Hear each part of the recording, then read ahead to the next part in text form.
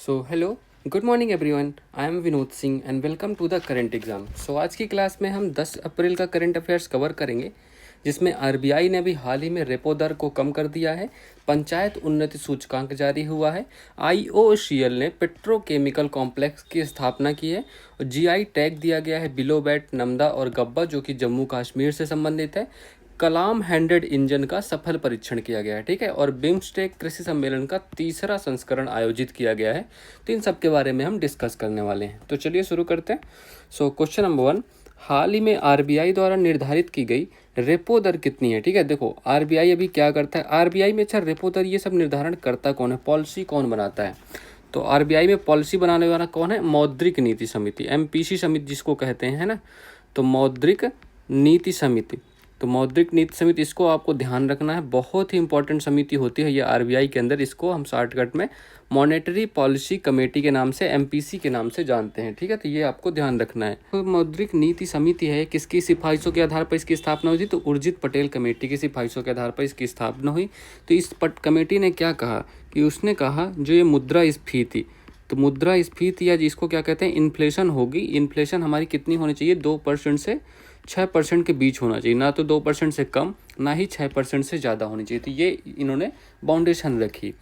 और ये आरबीआई ये मौद्रिक नीति समिति है, कितनी बार अच्छा रिव्यू करता है, तो साल में 6 बार, तो 6 टाइम्स पर ईयर, 6 टाइम पर ये रिव्यू करती है कमेटी, ठीक है। तो ये भी आपको ध्यान रखना है। और इसमें कितने सदस्य होते हैं, तो इसमें टोटल 6 सदस्य होते हैं, ठीक है। टोटल इसमें 6 सदस्य होते हैं, जिसमें से 3 आरबीआई के मेंबर होते हैं और प्लस 3 गवर्नमेंट के होते हैं, ठीक है। तो गवर्नमेंट अपॉइंट करती है 3 अपने, सरकार जो होती है तो गवर्नमेंट अपॉइंटमेंट में करती है 3 मेंबर अपने, ठीक है। तो ये भी आपको ध्यान रखना है। और इसका हेड कौन होता है, तो एमपीसी का हेड कौन होता है, तो एमपीसी का हेड कौन होता है, जो आरबीआई का गवर्नर है। और फिलहाल आरबीआई के गवर्नर कौन है, 26वें नंबर के गवर्नर है संजय मल्होत्रा जी, ठीक है। तो अभी हेड कौन है, संजय मल्होत्रा जी, इनका नाम आपको ध्यान रखना है, ठीक है। तो इतनी बातें आपको ये तो पता चल गई, ये आपका जो स्टैटिक पोर्शन था ये कवर हो गया, ठीक है। अब देखो, तो अभी हाल ही में क्या किया है आरबीआई ने, करंट वाले पोर्शन पे आते हैं। तो अभी हाल ही में आरबीआई ने क्या किया, इसकी बैठक हुई है 9 अप्रैल। तो 9 अप्रैल को बैठक हुई है, कौन सी, 54 नंबर की बैठक हुई है, ठीक है। तो 9 अप्रैल को इसकी 54 नंबर की बैठक हुई है, कहाँ, मुंबई में। तो मुंबई में इसकी बैठक हुई, तो यहीं पर डिसाइड किया गया है कि जो रेपो रेट, या रेपो रेट को हम पॉलिसी रेट के नाम से भी जानते हैं, तो रेपो रेट होगा जो आरआर होगा, या इसी को हम पॉलिसी रेट भी कहते हैं, तो पॉलिसी रेट, या इसी को हिंदी में हम कहते हैं नीतिगत दर, ठीक है। तो ये आपको ध्यान रखना होगा, ठीक है। तो नीतिगत दर के नाम से, तो आरबीआई ने इसमें क्या क्या चेंजेस किए हैं, 6.25% से अब कितना हो गया है, इसको 6% हो गया, मतलब 0.25% को कम कर दिया गया है, ठीक है। कितना डिक्रीज आया है, तो 0.25% का डिक्रीज आया है इसमें। तो ये आपको ध्यान रखना, ये बदलाव आया है अभी करंट में आपके, ठीक है। तो ये ध्यान रखना है। अच्छा, इससे क्या फ़र्क पड़ेगा मैं अभी बताता हूँ। अच्छा, एक और बात हुई, तो जीडीपी को जो इन्होंने अनुमान लगाया था, जीडीपी वृद्धि दर, ग्रोथ रेट कितना होगा, तो उसके अनुमान को भी इन्होंने सुधारा है, ठीक है। तो जीडीपी वृद्धि दर कितना बताया इन्होंने कहा 6.5% होगा जीडीपी ग्रोथ रेट इस बार, ठीक है। तो इसको भी इन्होंने रिवाइज किया है। तो option number D correct answer है 6%। अब देखते हैं हम ये रेपो रेट होता क्या है, क्या सिस्टम है भाई इस रेपो रेट का। तो रेपो रेट का सिस्टम जान दें, आओ चलो। तो रेपो रेट, इसका फुल फॉर्म क्या होता है, पहले तो रेपो रेट का फुल फॉर्म बताओ।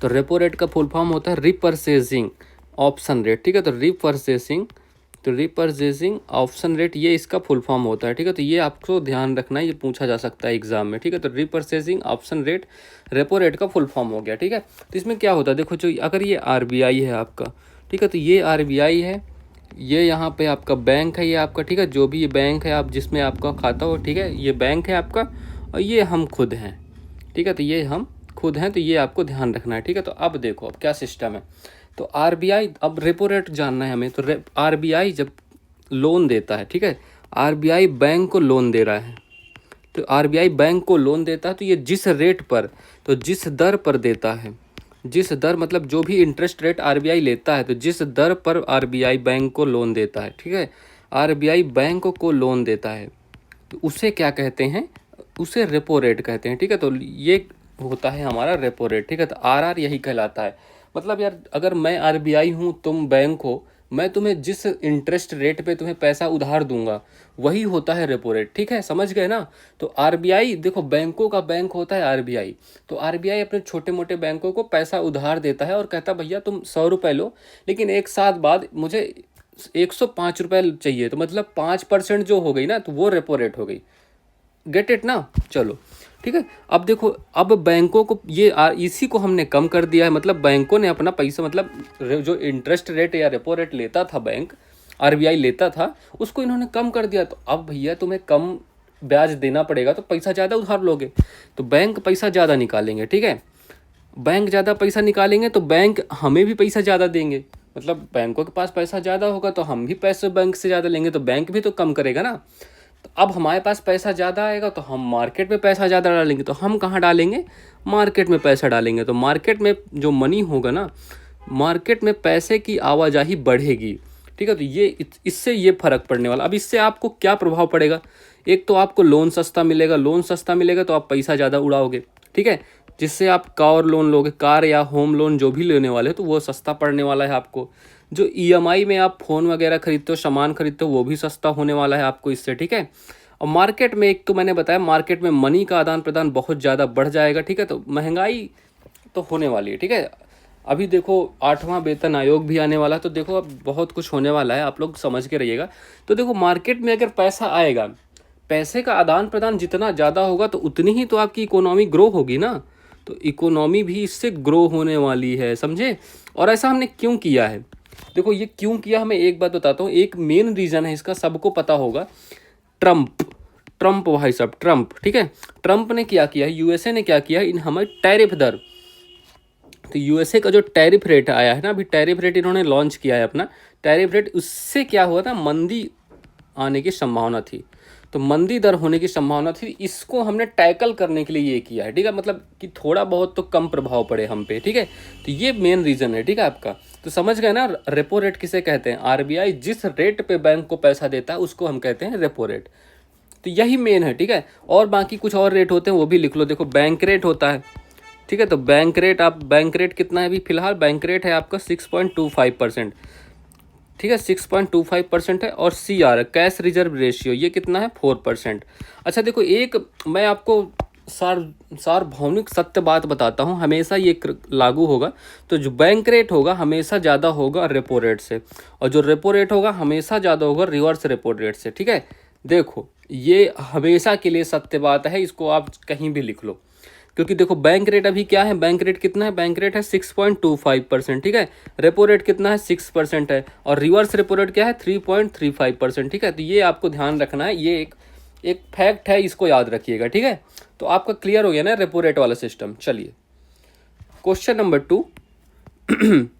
हाल ही में पंचायत उन्नति सूचकांक 2022-23 में फ्रंट रनर, क्या हो गया, फ्रंट रनर ए श्रेणी में शीर्ष स्थान किसे मिला है? देखो, तो अब आप ये कहोगे 2022-23 का क्यों डाटा करा रहे हो सर? क्योंकि ये पहली बार आया है भैया, ये इंपॉर्टेंट है आपके लिए, तो ये लिख लो। तो क्या होगा? पंचायत उन्नति सूचकांक। तो पंचायत उन्नति सूचकांक मतलब पंचायत एडवांसमेंट इंडेक्स जारी हुआ है अभी, ये पहली बार जारी हुआ, इसलिए आपके लिए बहुत ही ज़्यादा महत्वपूर्ण है। और देखो पंचायत से रिलेटेड है, पंचायत से रिलेटेड क्वेश्चन महत्वपूर्ण होते ही हैं। ठीक है, तो ये फर्स्ट टाइम जारी हुआ है, तो ये आपको ध्यान रखना, फर्स्ट टाइम जारी हुआ है। और इसको किसने जारी किया? पंचायती राज मंत्रालय ने। तो पंचायती राज मंत्रालय है जो, तो इसने इसको जारी कर दिया है। ठीक है, तो पंचायती राज मंत्रालय ने इसको जारी किया है, लेकिन जो आंकड़े होंगे 2022-23 के आंकड़े यूज करेंगे। ठीक है, तो आंकड़े 2022-23 के आंकड़ों के आधार पर इसको जारी किया है। ठीक है, तो ये आपको ध्यान रखना है। इसका उद्देश्य क्या होने वाला है, ऑब्जेक्टिव क्या होने वाला है? स्थानीय स्तर पर SDG जो, अच्छा स्थानीय मतलब लोकल स्तर पर हैं, स्थानीय स्तर पर SDG कितने सफल हैं, मतलब ये देखना है हमें। SDG जो गोल्स होते हैं ना, तो स्तर पर SDG गोल्स, तो SDG गोल्स के बारे में बताओ। SDG गोल्स की प्रगति की समीक्षा करना है। ठीक है, तो प्रगति की समीक्षा, तो ये इसका गोल है, टोटल मतलब ऑब्जेक्टिव है। अच्छा SDG कितने हैं? 2005, इसका लक्ष्य क्या है? 2015 से 2030, और कितने हैं टोटल? 17 गोल हैं इसमें जी, ये आपको पता ही होगा। ठीक है, चलो, तो अब इसमें देखो, इसमें कुछ श्रेणियों में अवार्ड दिया गया। ठीक है, तो इसमें देखो पहली श्रेणी हो गई अचीवर, तो अचीवर श्रेणी, भाई इतना ज़्यादा हमने अचीव कर लिया है, इसमें क्या ज़रूरत होती है, 90+ स्कोर करने वाले राज्यों के बारे में बात करनी थी, लेकिन इतना ज़्यादा हमने अचीव किया है कि कोई भी ग्राम पंचायत इस एरिया में है ही नहीं। नो ग्राम पंचायत, मतलब किसी को इसमें अवार्ड मिला ही नहीं, है ना। देखो ये है अचीवमेंट हमारी। और दूसरी श्रेणी क्या है, फ्रंट रनर। तो फ्रंट रनर श्रेणी में कौन टॉप पे है, टॉप इसमें स्कोर क्या चाहिए होगा, 75 से 90 का स्कोर जो होता है जिसका, उसी को ये फ्रंट रनर श्रेणी में रखा जाता है। और पहले नंबर पे कौन है, इसमें गुजरात है, ठीक है। तो पहले नंबर पे इसमें गुजरात है, तो ये आपको ध्यान रखना है। तो option number A correct answer है आपका गुजरात, ठीक है। तो ये आपको ध्यान रखना है। और ये देखो किस आधार पर इसको जारी किया गया, देखो पहला आंकड़ा है हमारा गरीबी उन्मूलन पर, मतलब गरीबी उन्मूलन कहाँ ज़्यादा हो रहा है, ठीक है, गरीबी उन्मूलन हो गया। और कौन सा हो गया, बेहतर आजीविका कहाँ की बेहतर है, आजीविका मतलब जीवन यापन शैली जो है हमारी कहाँ की बेहतर है, ठीक है। और तीसरा स्वच्छ पर्यावरण, मतलब स्वच्छ या क्लीन पर्यावरण मतलब, ठीक है। तो ये आपको पर्यावरण कहाँ का सही है, तो ये आपकी ये सब कुछ डाटा देखे गए हैं, 3 आधार पर इनमें लिस्ट में जारी किया था, ठीक है। तो option number A correct answer Gujarat है, ये मार्क कर लेना आप लोग, ओके। चलो, हाल ही में अंग्रेजी को आधिकारिक भाषा के रूप में किसने नामित किया, तो यूएसए के ट्रंप साहब ने। देखो पहले से अंग्रेजी बोली जाती थी बट आधिकारिक रूप से अभी इसमें शामिल हुई है, ठीक है। हाल ही में एकीकृत त्रिसेवा विशेष बल अभ्यास डिजर्ट हंट 2025 कब हुआ, इसमें देखो भारत की तीनों सेनाओं ने भाग लिया और ये कहाँ हुआ है, राजस्थान में हुआ है। हाल ही में चंद्रमा पर सॉफ्ट लैंडिंग करने वाला दूसरा निजी अंतरिक्ष यान कौन है, देखो पहला कौन सा, पहला है आपका ओडिसियस, तो ओडिसियस है पहला, ठीक है। तो ओडिसियस है, ये किस कंपनी का है, इंट्यूटिव कंपनी का है। और दूसरा भी कौन है, ब्लू घोस्ट मिशन, ठीक है। तो ब्लू घोस्ट अंतरिक्ष यान, तो ब्लू घोस्ट अंतरिक्ष यान इसका आपको याद रखना है, तो ब्लू घोस्ट अंतरिक्ष यान, ठीक है। चलो क्वेश्चन नंबर 3, हाल ही में इंडियन ऑयल कॉरपोरेशन ने 61,000 करोड़ रुपए के निवेश से विश्व स्तरीय पेट्रोकेमिकल कॉम्प्लेक्स कहाँ प्रारंभ किया है। देखो बहुत ही इंपॉर्टेंट है ये क्वेश्चन आपके लिए। क्या किया गया अभी, आईओसीएल ने, इंडियन ओशियन कॉरपोरेशन लिमिटेड, ठीक है। तो आईओसीएल ने क्या किया है, इसका फुल फॉर्म भी आपको लिखना हो तो लिख लो यार, वैसे पता ही होगा, चलो इन लिख लो, इंडियन ऑयल कॉरपोरेशन लिमिटेड, ठीक है। तो इंडियन ऑयल कॉरपोरेशन लिमिटेड इसका फुल फॉर्म हो गया, ठीक है। तो इसने अभी क्या पेट्रोकेमिकल कॉम्प्लेक्स का प्रारंभ किया है। पेट्रोकेमिकल कॉम्प्लेक्स होता क्या है, तो पेट्रोकेमिकल, पहले लिखो इसको, पेट्रोकेमिकल कॉम्प्लेक्स की स्थापना की, ठीक है। तो उद्घाटन मतलब शुरुआत की है इसकी। तो ये कहाँ शुरुआत हुई है, तो पारादीप उड़ीसा में, तो पारादीप उड़ीसा में इसकी शुरुआत हुई है। तो ऑप्शन ए मार्क करना पहले, ठीक है। तो ये शुरुआत हुई है। ये किस लिए होता है, देखो जब हमारे यहाँ जो ऑयल प्राप्त होता है, तेल प्राप्त होता है, वो उतना अच्छा नहीं प्राप्त होता, ठीक है। उसी में हमारा नेचुरल गैस होता है, कच्चा तेल होता है, कच्चा ही होता है ज़्यादातर, तो वो सब डीजल होता है, पेट्रोल होता है, सबको अलग करना पड़ता है। उसकी प्रोसेस क्या कहते हैं, रिफाइनमेंट ऑफ ऑयल, ठीक है। तो रिफाइनमेंट, तो ये पेट्रोकेमिकल कॉम्प्लेक्स से क्या होगा, रिफाइनिंग होगी जो ऑयल की होगी, तो ऑयल रिफाइनिंग होने वाली है इससे। तो ये इसका काम होने वाला है। अभी कितना निवेश किया गया है, 61,000 करोड़ रुपए, ठीक है। तो 61,000 करोड़ रुपए का निवेश हुआ है। और किस लिए हुआ है, कि हम आयात कम करें, मतलब अपने देश में ही सही कर लें, क्योंकि हम कच्चा तेल निकालते हैं उसको बाहर भेजते हैं, फिर वहाँ से रिफाइनिंग ऑयल आयात करते हैं, ठीक है। तो आयात कम करने के लिए, तो आयात कम करने के लिए इसका स्थापना हुई है, ठीक है। तो ये आपको ध्यान रखना है। तो option number A correct answer है। अच्छा, एक और उड़ीसा में ही एक कंपनी थी, पेट्रोनेट, पेट्रोनेट कंपनी, ठीक है। तो पेट्रोनेट कंपनी है अभी, मतलब ठीक है। तो पेट्रोनेट कंपनी, इसने क्या किया था, एलएनजी मतलब लिक्विडफाइड नेचुरल गैस, एलएनजी गैस की आपूर्ति का ये काम करती थी, एलएनजी गैस की आपूर्ति, ठीक है। तो इसमें क्या हुआ है, इसने एलएनजी आयात टर्मिनल स्थापित किया है अभी। तो ये एलएनजी आयात टर्मिनल, तो एलएनजी आयात टर्मिनल की स्थापना की है, ये भी आपको ध्यान रखना है, ठीक है। तो स्थापना की है, ये भी कहाँ की है, गोपालपुर उड़ीसा में की है। तो ये आपको ये दोनों क्वेश्चन ध्यान रखने हैं। तो गोपालपुर उड़ीसा में इसकी स्थापना हुई है। तो एलएनजी क्या होता है, मतलब द्रवित प्राकृतिक गैस होता है, ठीक है। तो ये आपको ध्यान रखना है। अच्छा, पहले दो कहाँ थे, तो एक देखो इसके पहले ये तीसरे नंबर का है, थर्ड है, ठीक है। पहले दो कहाँ है, पहले दो थे, एक दाहेज में गुजरात में थे, दाहेज गुजरात, और दूसरा कहाँ था, दूसरा था आपका कोच्चि केरल में, ठीक है। तो ये भी आपको ध्यान रखना है कुछ, ठीक है। चलो यार कितनी गर्मियाँ बढ़ गई हैं ना अचानक से, पता नहीं क्या ही होगा इस बार तुम लोगों का। वैश्विक ऊर्जा थिंक टैंक एम्बर की एक रिपोर्ट में वर्ष 2024 में पवन और सौर ऊर्जा से बिजली उत्पादन करने वाले देशों में भारत को कौन सा स्थान मिला है? तो ये बताओ भैया। तो इसमें देखो पहले नंबर पे कौन है? पहले नंबर पे हमारा चीन है, ठीक है, हमारा क्या तुम्हारा ही। तो दूसरा क्या है? दूसरा यूएसए है, तीसरा, ठीक है, और तीसरे में आ गया इंडिया। भारत ने किसको रिप्लेस किया है? तो भारत ने जर्मनी को रिप्लेस करके खुद को तीसरा स्थान दिया है, क्योंकि 22 से 24% जो बिजली पैदा होती है वो इसी से होती है, पवन और सौर ऊर्जा से, ठीक है। तो इसमें भारत तीसरे नंबर पे आ गया, ये आप ध्यान रखिएगा। हाल ही में पहली क्वांटम चिप ओसेलॉट का प्रोटोटाइप किसने लॉन्च किया था? तो ये तो अमेजन हो गया, ठीक है, तो अमेजन ने लॉन्च किया था। हाल ही में देश के पहले विश्व शांति केंद्र का उद्घाटन कहाँ हुआ था? तो ये गुरुग्राम हरियाणा, ठीक है, तो गुरुग्राम हरियाणा में इसकी स्थापना हुई थी। क्वेश्चन नंबर 4, हाल ही में जीआई टैग प्राप्त below bat, Namda, Gabba, cruel का संबंध किससे है? देखो, तो ये जीआई टैग अभी इन सबको मिला है, जीआई टैग।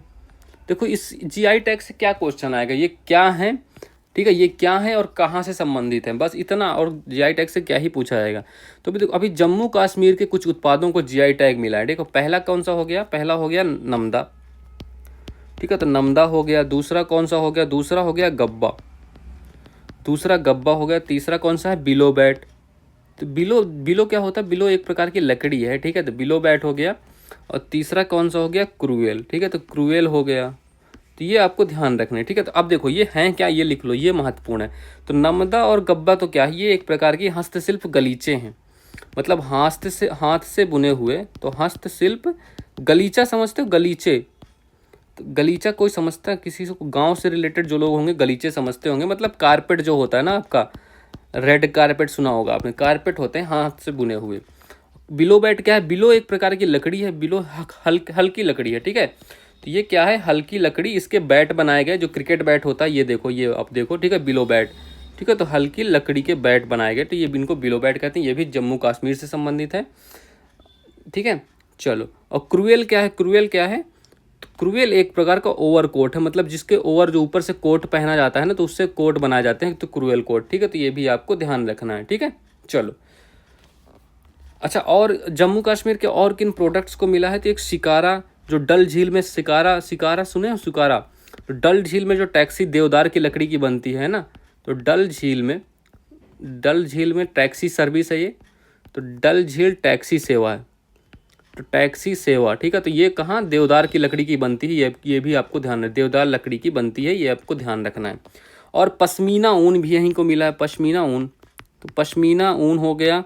और कौन सा हो गया? कश्मीरी जाफरान, जो केसर होता है, तो कश्मीरी जाफरान, ठीक है, तो इन सबको भी यहाँ का वो जीआई टैग मिला है, ठीक है। तो option number D correct answer है, जम्मू कश्मीर। ओके, अच्छा, जीआई टैग के बारे में क्या जानते हो अब? जीआई टैग की स्थापना कब हुई थी? तो जीआई टैग की स्थापना हुई थी 1999 का एक्ट था, लागू कब से हुआ था? 2003 से लागू हुआ, ठीक है।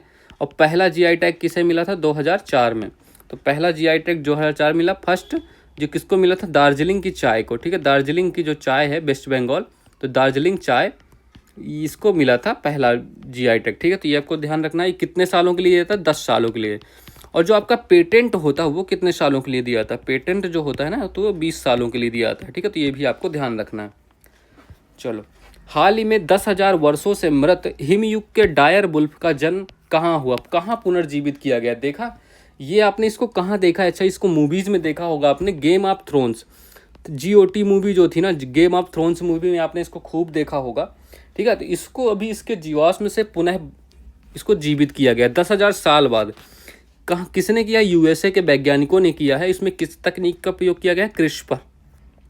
ये यूपीएससी ने एक क्वेश्चन पूछा है आपसे, ठीक है, क्रिस्पर टेक्निक के बारे में। तो क्रिस्पर टेक्निक है प्लस क्लोनिंग, ठीक है, तो क्लोनिंग मतलब क्लोनिंग और क्रिस्पर टेक्निक का यूज करके इसको पुनर्जीवित कर दिया गया है, ठीक है, तो ये आपको ध्यान रखना है। क्रिस्पर क्या होता है? इसमें मतलब खराब जीन को हटा के अच्छी जीन का रिप्लेस किया था, तो मतलब एक जीन एडिटिंग होती है, तो एक प्रकार की जीन एडिटिंग है, जीन को एडिट कर दिया जाता है, ठीक है, तो ये आपको ध्यान रखना है। इस तकनीक से इस डायर वुल्फ को वापस से पुनर्जीवित कर लिया गया है। नए नए शावकों का वीडियो लॉन्च हो यार, वो बहुत मतलब अच्छा वीडियो था, मैं इसमें ऐड नहीं कर सकता क्योंकि कॉपीराइट आ सकता है, बट आप लोग गूगल पे सर्च करो या यूट्यूब पे सर्च करो डायर वुल्फ करके, वो तो यूएसए का एक वीडियो है, आप इंडियन वर्जन मत देखिएगा, यूएसए का देखिएगा, उसमें आप पूरा ओरिजिनल देख पाओगे, ठीक है। अगर आप इच्छुक हो तो। हाल ही में अंतर्राष्ट्रीय बुकर पुरस्कार 2025 के लिए 6 विश्वव्यापी पुस्तकों में शॉर्टलिस्ट होने वाली पहली कन्नड़ भाषी पुस्तक हॉट लैम्प के लेखक कौन है। देखो अभी अंतर्राष्ट्रीय बुकर पुरस्कार के लिए देखो 100 पुस्तकों में से 6 शॉर्ट लिस्ट हो गई हैं, ठीक है। 6 में से किसी एक को मिलेगा ये पुरस्कार। तो इसके लेखक कौन है, तो हॉट लैम्प जो कन्नड़ भाषी पुस्तक है इसको भी शामिल किया गया है, इसका इंग्लिश ट्रांसलेशन, ठीक है। तो बानू मुश्ताक, तो बानू मुश्ताक इसमें मुस्लिम महिलाओं के बारे में लिखा गया है, बानू मुश्ताक, ठीक है, आप ये ध्यान रखिएगा। क्वेश्चन नंबर 5, हाल ही में विक्रम फर्स्ट रॉकेट के लिए कलाम 100 इंजन का सफल परीक्षण किसने किया है। देखो अभी इसका बताओ, ये इसका क्या सीन चल रहा है, अभी क्या हुआ ना कौन सा विक्रम फर्स्ट रॉकेट, तो विक्रम फर्स्ट रॉकेट के लिए एक कलाम इंजन का सफल परीक्षण किया गया है। तो इसको ये पहले किस कंपनी का है, स्काई रूट एरोस्पेस, ठीक है। तो स्काई रूट एरोस्पेस कंपनी से रिलेटेड है ये। तो स्काई रूट एरोस्पेस, ठीक है। तो ये कौन सी कंपनी है, फर्स्ट प्राइवेट कंपनी है। तो पहली प्राइवेट कंपनी है जिसने इसको तैयार किया। तो फर्स्ट प्राइवेट कंपनी तैयार करने वाली हो गई, तैयार करने वाली कौन होगी, स्काई रूट एरोस्पेस ने इसको तैयार किया है। और ये विक्रम फर्स्ट, इसका नाम किसके नाम पर है, विक्रम साराभाई। तो विक्रम साराभाई जो अंतरिक्ष विज्ञान के जनक कहे जाते हैं भारत में, ठीक है। तो विक्रम साराभाई के नाम पे इसका नाम रखा गया है, ठीक है। तो ये भी आपको ध्यान रखना है। तो स्पेस साइंस के जनक है, मतलब अंतरिक्ष विज्ञान के जनक, ठीक है। तो ये भी आपको पता होगा, स्पेस साइंस के जनक हैं, ठीक है। तो इसमें अभी इसके लिए एक इंजन, इसमें जो इंजन लगने वाला था ना, इंजन का क्या नाम है, कलाम 100। तो कलाम 100 इंजन अभी इसका सफल परीक्षण हो चुका है, इसको चला के देख लिया गया, ये है आपका इंजन, इसको चला कर देख लिया गया, मतलब इसका सफल जो परीक्षण रहा इसका सफल रहा, ठीक है। तो सफल परीक्षण हो चुका है। ये किसके नाम पर है, तो ये APJ अब्दुल कलाम के नाम पर है, ठीक है। तो APJ अब्दुल कलाम, इनको तो आप जानते ही होंगे, अब्दुल कलाम, ठीक है। तो ये आपको ध्यान रखना है। तो ये टोटल इसका काम हो चुका है। तो option number A correct answer है, स्काई रूट एरोस्पेस, ठीक है। चलो, हाल ही में केंद्रीय मंत्री जितेंद्र सिंह ने देश के पहले हिमालयी जलवायु केंद्र का उद्घाटन कहाँ किया है, ठीक है। तो ये कहाँ हुआ है, अभी ऊधमपुर में। तो ऊधमपुर कहाँ है, ऊधमपुर आपका जम्मू कश्मीर, ऊधमपुर जम्मू कश्मीर में इसका उद्घाटन हुआ है। यहाँ पर भी कहाँ, चेनानी नाथा टॉप में। तो चेनानी नाथा टॉप नामक जगह का नाम है नाथा टॉप, ठीक है। ये कितने ऊपर है, ये ऊंचाई पर है, 2250 मीटर ऊंचाई पर स्थित है। तो 2250 मीटर ऊंचाई पर ये स्थित, ये भी आपको ध्यान रखना है, ये इंपॉर्टेंट है, ध्यान रखिएगा, हिमालयी जलवायु केंद्र, ठीक है। हाल ही में स्वयं का उपग्रह लॉन्च करने की घोषणा करने वाला देश का पहला राज्य कौन है, असम। तो असम सैट, इस उपग्रह का क्या नाम है, असम सैट। तो असम सैट से नाम ध्यान रखिएगा, असम। हाल ही में चुने गए कनाडा के नए प्रधानमंत्री कौन है, तो मार्क कोनी। तो जस्टिन ट्रूडो को रिप्लेस करके मार्क कोनी को बना दिया गया यहाँ का नए प्रधानमंत्री। क्वेश्चन नंबर 6, हाल ही में तीसरा बिम्स्टेक कृषि सम्मेलन कहाँ आयोजित हुआ है, ठीक है। अभी बिम्स्टेक कृषि सम्मेलन का आयोजन हुआ। तो बिम्स्टेक की स्थापना कब हुई थी, तो 1997 में इसकी स्थापना हुई। इसका हेडक्वार्टर कहाँ है, हेडक्वार्टर इसका ढाका बांग्लादेश में, ठीक है।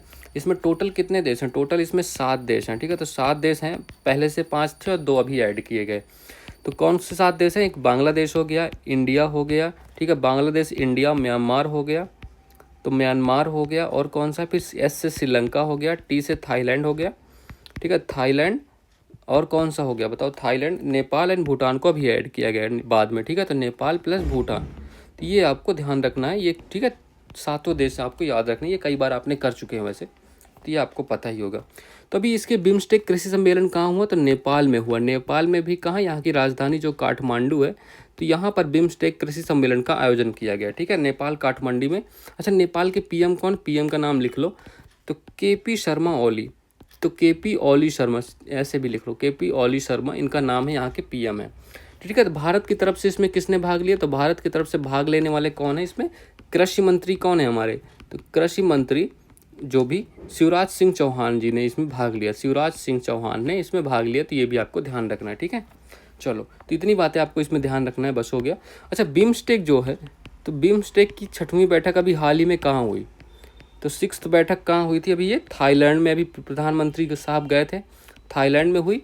और अभी 7वीं कहाँ होगी, 7वीं होगी हमारी बांग्लादेश में, ठीक है। तो 7वीं होने वाली है बांग्लादेश में, तो ये भी आपको ध्यान रखना है, ठीक है।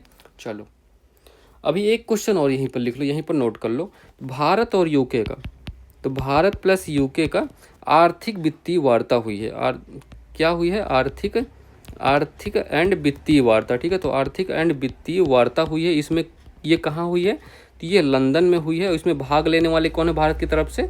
तो सीतारमण जी, निर्मला सीतारमण जी इसमें भारत की तरफ से इन्होंने भाग लिया। तो ये भी आपको ध्यान रखना है, ये क्वेश्चन भी, ठीक है।